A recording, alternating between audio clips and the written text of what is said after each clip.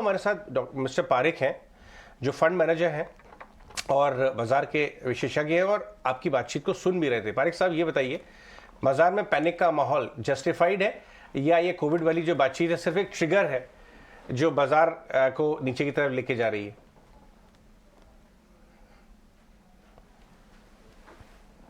हाँ जी, अनम्यूट फिलहाल करिए प्लीज। हाँ। सॉरी हाँ, फिलहाल तो ये थोड़ा अनजस्टिफाइड लग रहा है क्योंकि अभी तक वायरस की कोई निशानी नहीं है। पर वायरस है, इस बारे में निश्चित से कुछ बोलना बहुत डिफिकल्ट है। पर मेरा ये मानना है कि कल को अगर मान लीजिए वायरस की एक और वेव इंडिया में आ भी जाती है, तो इंडिया को ऑलरेडी बहुत बड़ा लर्निंग कर्व है। एक तो हेल्थ क्राइसिस को कैसे निपटना है उसके लिए, और दूसरे बिजनेसेस के लिए भी कि कैसे हमको बैकअप प्लान एक्टिवेट करना है, कैसे हमको रिमोटली वर्क करना है, कैसे सप्लाई चेन हमने कोविड में मैनेज करी थी, तो जो हमारा लास्ट टाइम का लर्निंग कर्व है, उसको वापस कैसे इम्प्लीमेंट करना है, कहाँ कॉस्ट कट करनी है, कैसे डिजिटल मीडिया को यूज़ करके करना है। तो इंडिया के पास काफ़ी अच्छा बड़ा लर्निंग कर्व ऑलरेडी है।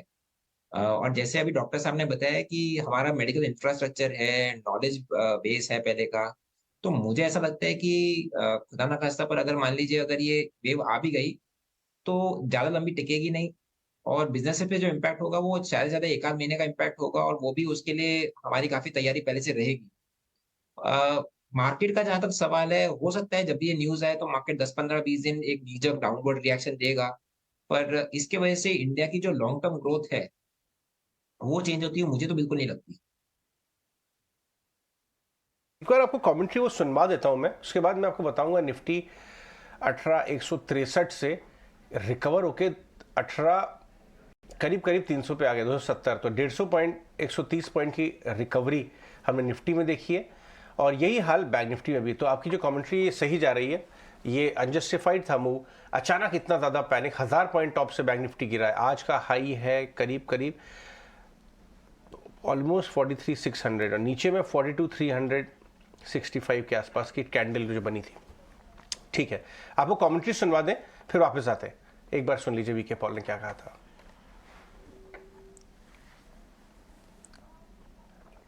ओके, जो हमने अभी कमेंट्री चलवा देते हैं। कोविड से सतर्क रहने की ज़रूरत है। क्राउडेड प्लेसेस पे जाएं तो मास्क पहन के जाएं भीड़ भाड़ में, और अपने प्रिकॉशनरी डोजेस ज़रूर लगाएं, जो मानसी भी कह रही थी। ये बताइए, इससे बाजार का अट्रैक्टिव एरिया कौन सा है आपके हिसाब से? किसी भी पैनिक में कोई भी ट्रिगर आए, कहाँ पे सबसे ज़्यादा कंफर्ट आएगा लेने के लिए? आज तो आईटी और फार्मा डेज हाई पे कर दिया है, वो एक टेंडेंसी है, लेकिन अदरवाइज अर्निंग्स तैयारी कहाँ पे सबसे मजबूत है? देखिए, हमारा पिछले 6-9 महीने से एक व्यू हमने बनाया है कि जो core domestic economy related businesses है, वहाँ पर हमको ज़्यादा तेज़ी लगती है। इंडिया में 2-3 चीज़ें हैं जो बहुत बड़ी स्तर पे चल रही हैं। एक है urban spending, make in India, जो पीएलआई स्कीम की वज़ह से जो चीज़ें चल रही हैं, और केपेक्स साइकिल रिकवरी। ये जो 2-3 थीम है, इसके अंदर जो सेक्टर्स आते हैं, चाहे वो बैंक्स हो, ऑटो हो, कंज्यूमर ड्यूरेबल्स हो, I think these are the sectors जहाँ पर इन्वेस्टर्स को ऐसे मंदी में इन्वेस्ट करना चाहिए। जितनी भी ग्लोबल मार्केट रिलेटेड थीम है, जैसे फॉर एग्जांपल आईटी सेक्टर है, यहाँ पर अभी भी बहुत ज़्यादा कॉशियस रहने की ज़रूरत है। बिकॉज़ ग्लोबली कहाँ रिसेशन आएगा, कितना डीप आएगा, सेंट्रल बैंक किस तरह से बिहेव करेंगे। अभी हमने देखा अभी 2 दिन पहले किस तरह से जापान में इंटरेस्ट रेट हाइक आया एंड कैसे मार्केट्स ने रिएक्ट किया उसको। तो ग्लोबली चीज़ें अभी बहुत वोलेटाइल है, जबकि इंडिया की इकोनॉमिक रिकवरी, इकोनॉमिक ग्रोथ जो है, चाहे वो अनुमान से थोड़ी कम हो आधा 1% बट फिर भी काफ़ी प्रॉमिसिंग है। तो जितने भी डोमेस्टिक मार्केट रिलेटेड बिज़नेसेस है, इन्वेस्टर्स को वहीं पर ही फोकस करना चाहिए, और खासकर बैंक्स वैंक्स ऐसी एक थीम्स हैं जहाँ पर हम बहुत ज़्यादा पॉजिटिव हैं। Good afternoon. ये आपने सही कहा, डोमेस्टिक मार्केट रिलेटेड बिजनेसेस पर फोकस करना चाहिए, और आपका स्टांस फार्मा पर वैसे नेगेटिव है। लेकिन इस वक्त सिचुएशन जो नजर आ रही है कोरोना के चाइना में बढ़ते केसेस के बाद, फार्मा, हेल्थ केयर और डायग्नोस्टिक में, खासतौर से आज डायग्नोस्टिक सेगमेंट में काफी अच्छा एक्शन नजर आ रहा है। क्या अपना स्टांस चेंज करेंगे आप, या फिर on a short term basis in particular diagnostic और हेल्थ केयर आपको ठीक लग रहा है? देखिए, अगर आप पिछले कोविड से भी लर्न करेंगे, तो ये कोविड की वेव चलती है 2-3 महीने, बहुत सारी कोविड टेस्टिंग होती है, इन कंपनीज़ की रेवेन्यू अच्छी बढ़ती है, बट ये सब टैक्टिकल ट्रेड्स होते हैं। कोविड की वजह से हमने ये नहीं देखा कि कंपनीज़ की रेवेन्यू ग्रोथ जो 10-15% थी, वो सस्टेनेबल बेसिस पे 15-20% या 20-25% हो गई, राइट? तो आज भी जो मार्केट्स, ये जो डायग्नोस्टिक स्टॉक्स में जो तेज़ी आई है, ये एक टैक्टिकल ट्रेड है मेरे हिसाब से। ये लॉन्ग टर्म जो ग्रोथ आउटलुक है उसको चेंज नहीं करते हैं।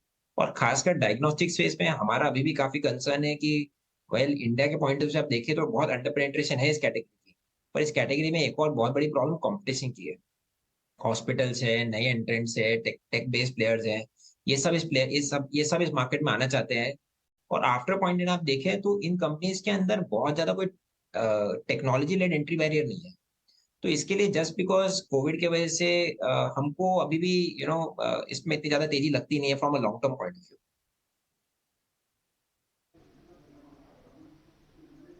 ठीक है पवन जी, एक और चीज़ बताइए, क्योंकि ये मैटर चाइना से जुड़ा हुआ है कोविड का, और आप एक चीज़ के लिए और चाइना जाना जाता है, वो है अपनी मेटल की डिमांड और सप्लाई के लिए।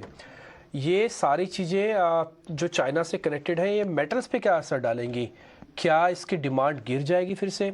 जो प्राइसेस अभी थोड़े बढ़े थे वो वापस से रुक जाएंगे? इसका फ़र्क क्या पड़ने वाला है? और हमको क्या डॉलर इंडेक्स अब रोज़ देखना चाहिए वापस? देखिए, जहां तक कमोडिटी का सवाल है, सिर्फ मेटल से नहीं पूरी कमोडिटी स्पेस को अगर आप देखें तो शायद पिछली कोविड में हुआ था कि क्रूड हो, चाहे वो एनर्जी हो, चाहे वो हार्ड कमोडिटीज हो, सब में गिरावट आने वाली है, उसमें कोई दो राय नहीं है। अगर ये कोविड का मामला चाइना में बढ़ता है और उसकी वजह से दूसरे वर्ल्ड में भी अगर सब जगह ये बात फैलता है, तो steel prices, aluminium, copper, crude, सबकी प्राइसेस क्रैश होनी चाहिए। बिकॉज डिमांड अगर कम होगी तो ये प्राइसेस सस्टेनेबल है नहीं। पर जहां तक डॉलर इंडेक्स का सवाल है, मुझे ऐसा लगता है लास्ट 6-9 महीने में जो डॉलर इंडेक्स अप्रिशिएट हुआ था वन साइडेड, वो उसका काफी बड़ा कारण कोविड नहीं था। उसका काफी बड़ा कारण ये था कि जो यूएस में इंटरेस्ट रेट हाइक हो रही थी, right, and across the world अब क्या हो रहा था, पैसा जो है वो यूएस में जा रहा था।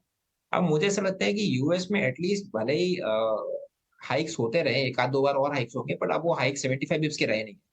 और there is a very big possibility कि आगे जाकर ये हाइक 50 बिप्स भी ना रहे, 25 बिप्स हो जाए।